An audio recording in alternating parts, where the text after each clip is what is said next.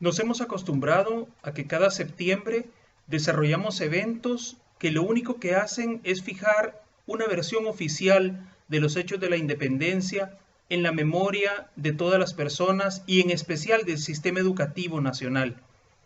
La verdad es que deberíamos de ser un poco más críticos de esa historia oficial que se nos ha enseñado.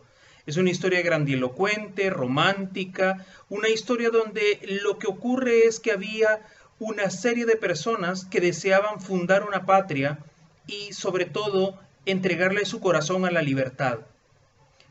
Creo que ese tipo de versiones ya deberíamos de superarlas un poquito. Al menos deberíamos de intentar hacer un sondeo, un buceo, una navegación por los documentos, por los archivos, por los testimonios reales, concretos, escritos, que nos han quedado de esa época. A lo mejor eso nos serviría para tratar de entender qué fue lo que ocurrió en esos años cruciales de 1810, 1811, 1813, 1814, que fueron al fin y al cabo los años en los cuales se gestó se gestaron los primeros movimientos de la independencia en el Reino de Guatemala. Tenemos que romper nuestras barreras de pensar en los territorios como los países actuales. Hay que tratar de ver un poco más allá. Tenemos que imaginarnos a Chiapas como parte de la región centroamericana.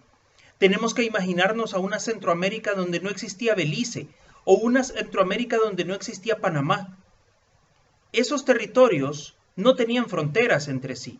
Había administraciones, había elementos autonómicos, pero no existían fronteras internas que impidieran que las personas se desplazaran de un territorio a otro.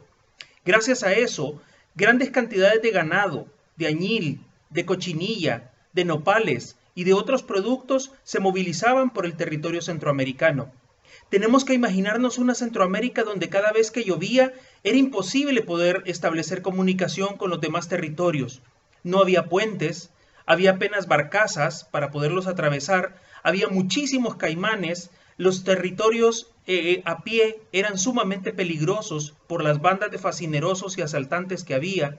Tenemos que cambiar nuestra mentalidad respecto a esa Centroamérica que existía en la época previa a la independencia. Eran territorios muy pobres, eran territorios en los cuales el añil prácticamente había desaparecido. Ya no era la potencia añilera del pasado. Ya el imperio español estaba en declive para ese momento. Entonces tenemos que pensar en una Centroamérica completamente diferente. Una Centroamérica que no se asemeja en gran parte a lo que tenemos en la actualidad, pese a todas las vulnerabilidades y a todos los defectos que podamos encontrar en nuestros países del siglo XXI.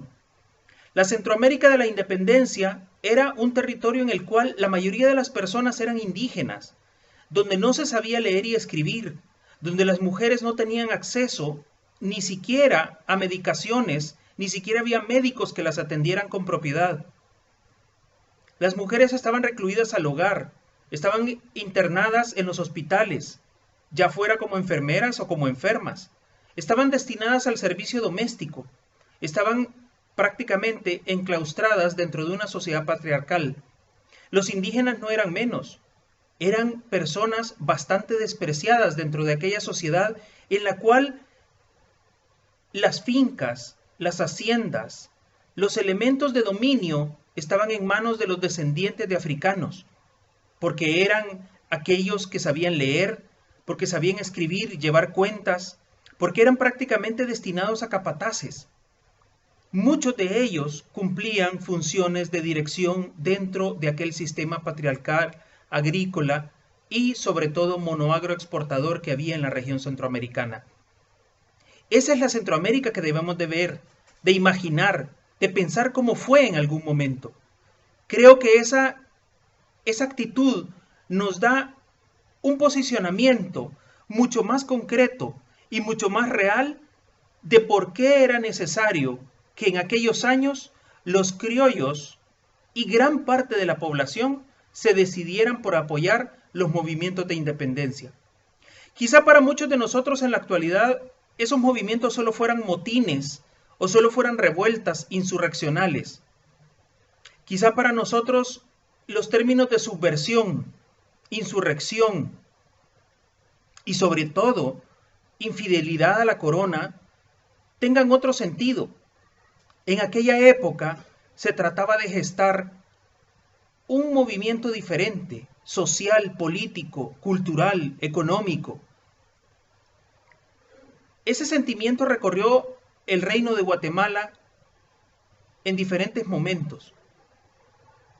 No hubo una sola corriente de pensamiento alrededor de esa aspiración de la independencia. Hubo muchas formas de pensamiento.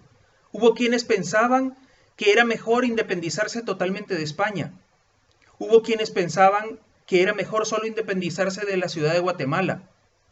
Hubo otros que dijeron que era mejor anexionarse a una monarquía americana como la que se estaba gestando en México y que daría como resultado la creación del Imperio del Septentrión encabezado por el brigadier Agustín de Iturbide y Aramburu.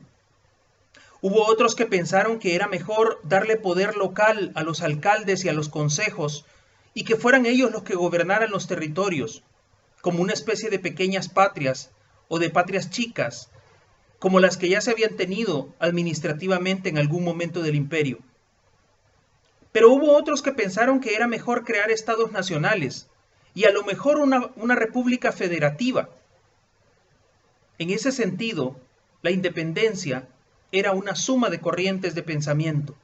Lo que vendría años más tarde sería el desarrollo progresivo de cada una de ellas. Y el resultado es lo que tenemos en la actualidad en el siglo XXI.